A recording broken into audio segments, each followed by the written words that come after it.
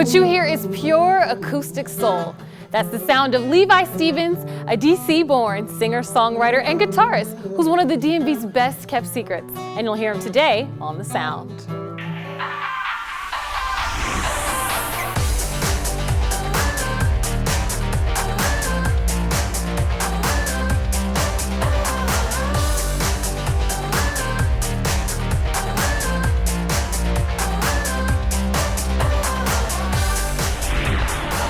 Hello everyone, I'm Britt Waters, and today on The Sound is DC's own Levi Stephens. Now critics say he's an authentic talent which seamlessly flows through genres, from soul to rock to gospel to folk. He's worked with the greats like B.B. King, Chuck Brown, and he plays a mean guitar of his own. How are you? I'm good, how you doing? I'm good. So how long have you had this mean guitar? This one is now 10 years. I've had it for 10 years, so yeah. Does it have a name? Seven. I call Seven? It Seven. Yeah, this It's is a her? Yeah, I mean, I don't know. It's kind of weird to play an instrument that I hold so close and it be named after her. I don't know, but I don't know. Some people, I don't know. So why is your guitar's name Seven? Seven, I was born on the 7th, and so Seven has always been like a cool name, I guess. I don't know. It's just not really any more significant than that. Sounds cool to me, Seven and Levi. Yes. It's like a duo. So what part of DC are you from? Originally born and raised in Northeast. Grew up also in Maryland as well, so. So you're really like DC zone, like you're really DC. Yeah. All right, so what first two songs do you have for us today? The first song is called Sorry for the Pain. It's one of the songs off my first album. And then the next song is the title cut from that album called This Way. So. What's the song about? Sorry for the Pain is kind of the musician or the artist or just I guess the entrepreneur's lovesick ballad, kind of like, really? You know what, it's torture to be in a relationship with somebody that's driven to do something they want to do. I mean, you think about what has to be sacrificed, I think so. Sounds like a personal story here. It is a little bit. I mean, I draw from a lot of personal experiences when I write, so. Yeah. All right, well, I'm ready to get in your business through your music. Is that okay? That's fine. All right, take it away.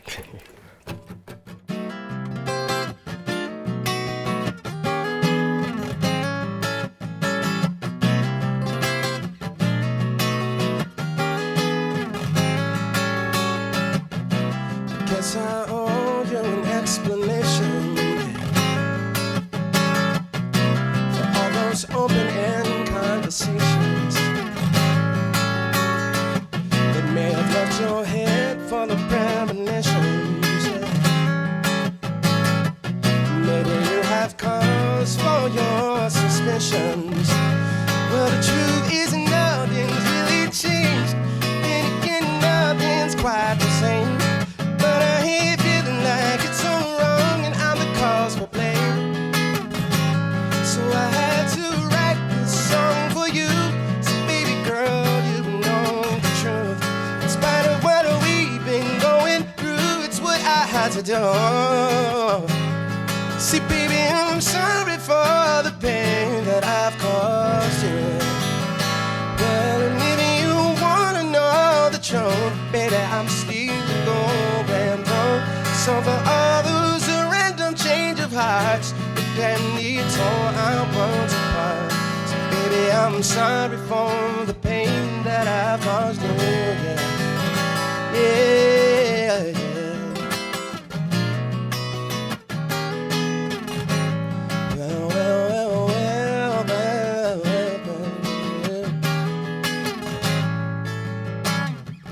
Maybe I'm consumed by my own confusion, and not knowing why left me disillusioned. Well, see, it's a little hard to make this succession, baby, yeah. So I'm all ears if you have suggestions. 'Cause well, the truth is nothing's really changed. Then again, nothing's quite the same. But I hate feeling like it's so wrong and I'm the cause for blame. Oh, so I had to write this song for you. So baby girl, you will know the truth. In spite of what we've been going through, it's what I had to do. Yeah, 'cause darling, I'm sorry for the pain that I've caused you. Well, if you wanna know the truth, baby, I'm still going through. So for all those random changes hearts that need tore our worlds apart. So baby, I'm sorry for the pain that I've caused you, yeah. Listen to the truth right here. Girl, I wanna love you like you want me to, which is a little hard for me, but I'll try, oh I swear I'll try, yeah. Cause I can't imagine where I'd be if you left my side. Oh, so just keep doing what you do, cause baby, I'm so in love with you. I'm sorry for the pain that I've caused you. Baby girl, you know we gotta see this through. Yeah, cause darling, I'm sorry for the pain that I've caused you. And if you wanna know the truth, baby, I'm still going through. So for all those random change of hearts that damn near tore our worlds apart. So baby, I'm sorry for the pain that I've caused you, yeah. Oh, darling, I'm sorry for the pain that I've caused you, yeah. Oh, darling, I'm sorry for the pain that I've caused you, yeah. Oh, baby, I'm sorry for the pain that I've caused you. You are sure forgiven after that. We'll be right back with Levi Stephens, who says he wishes to win a Grammy for his mom. Stick around.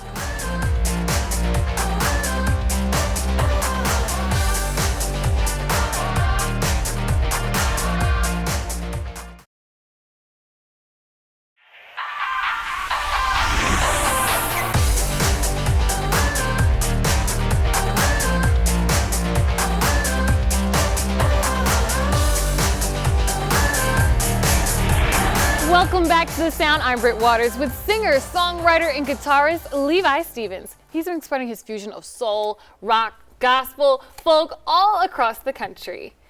That's a lot of music genres right there. Yeah. Do you have like a favorite?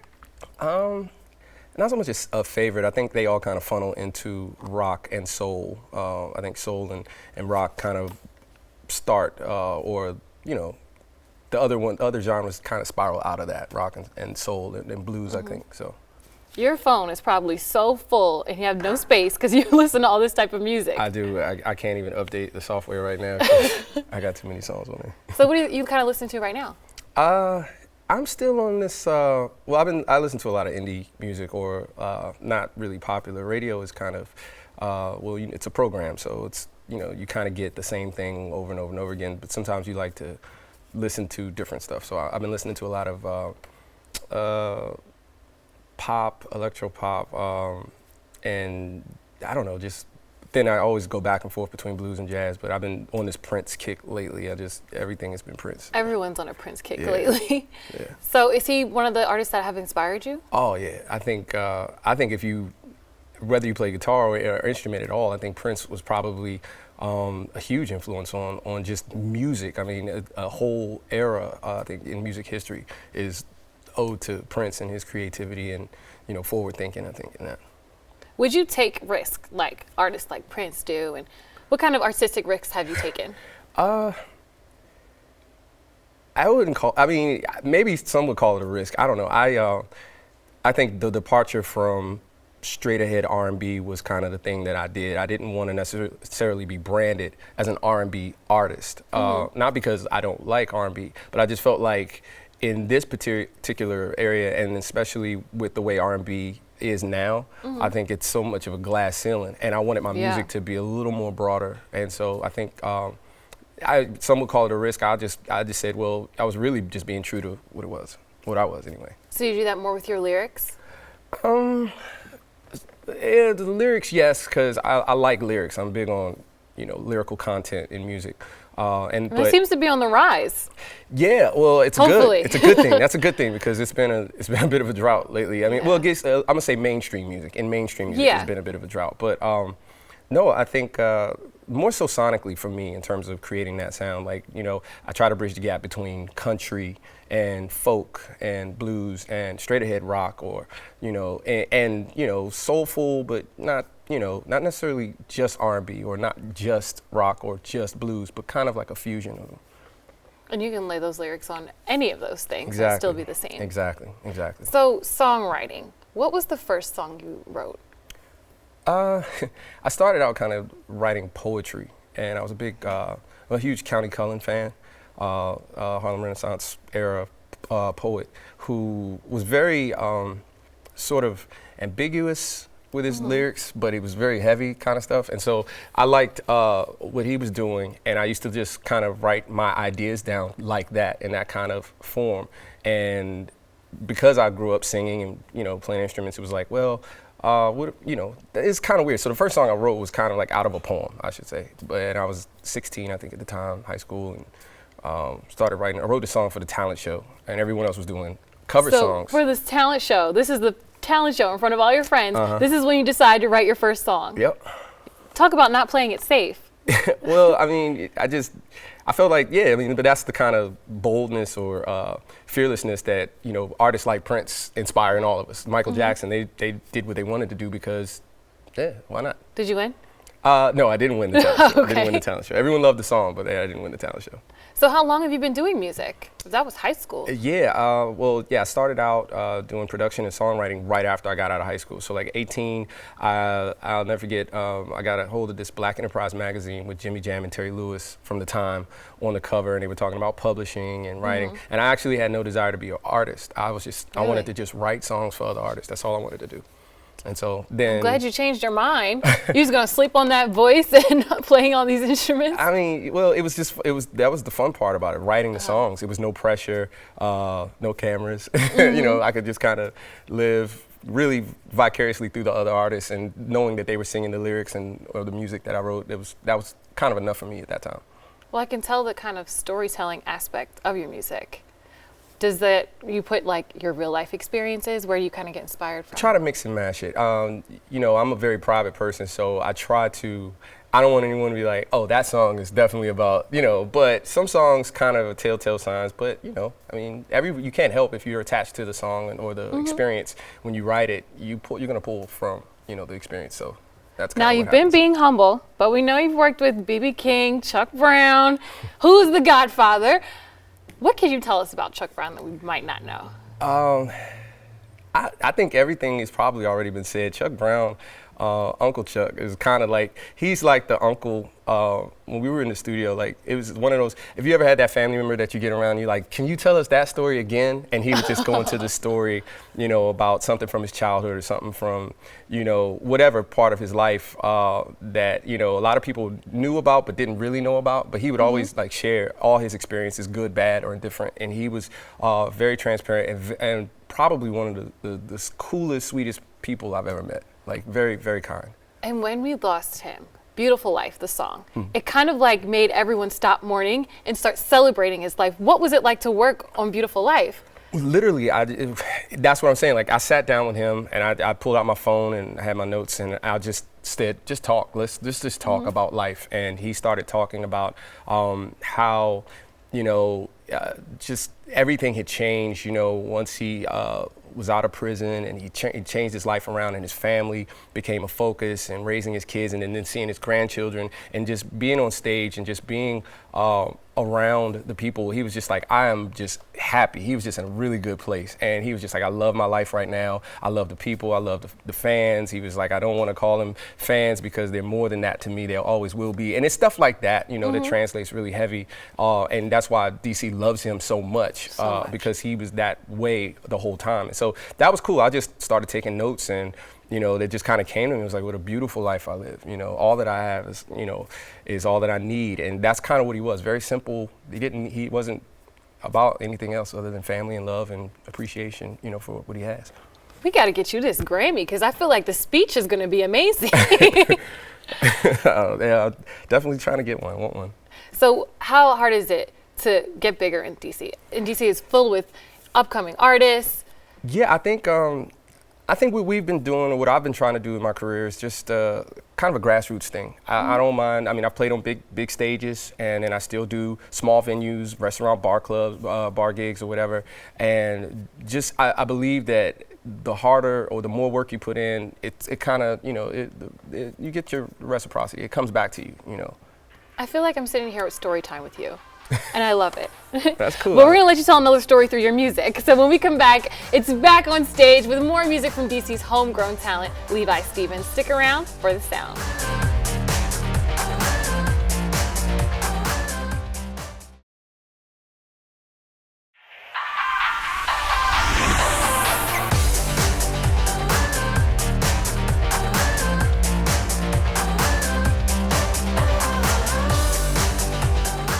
Right here with our guest today, singer-songwriter Levi Stephens and his Taylor Custom 410 guitar.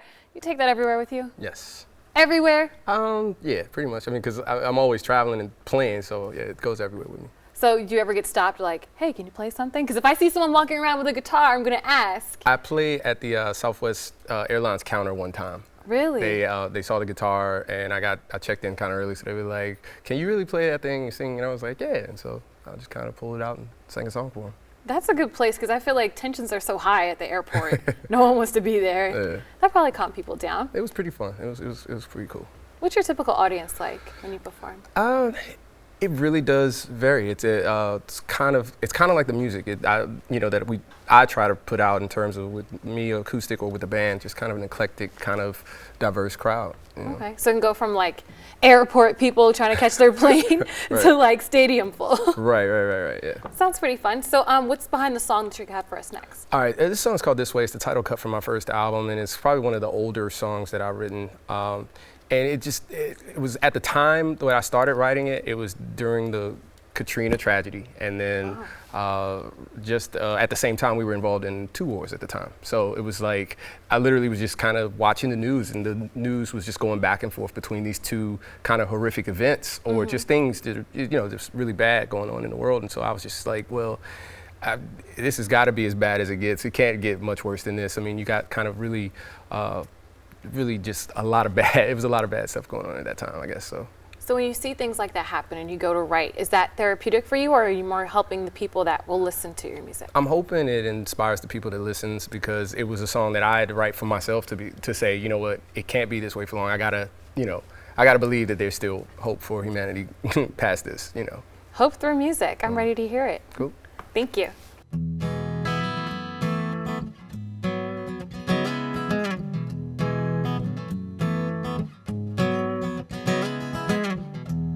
Heard it all before, all the reasons why we can't seem to find what lies beyond divide. And I've known love before, of this I know I'm sure. Still I find myself consumed by fears of what may be in store. So why can't this love I know comes from within be given without all these means to an end? You say that it's hard, I say try to hold on. It can't be this way for long, no. It won't be this way for long, no. 'Cause I've seen it in your eyes, the pain you feel inside, and I can't help question when or if we'll ever get it right. 'Cause I've seen it all before, just casualties of war, till you know someone that knows someone that's never coming home. So I can't this love I know comes from within be given without all these means to an end. You say that it's hard, I say try to hold on. It can't be this way for long. Won't be this way for long, no. See, I've been trying hard to see through all that's going wrong, but it's so much that it tears my heart apart. And I believe that in due time we'll all begin to see the light, though I know it's dark right now. See, I know it will. I've heard it all before, all your reasons why we can't seem to find what lies beyond divide. So why can't this love I know comes from within be given without all these means to an end? You say that I say try to hold on. Just be strong and hold on. Why can't this love I know comes from within beginning with one? These means to an end. You say that it's hard, I say try to hold on. It can't be this way for long, no. It won't be this way for long, no, no. Said it won't be this way for long, no. No, it won't be this way for long, no. Because a change has got to come. Thank you to Levi Stephens and for all of you watching. I'll see you right back here on the next episode of The Sound.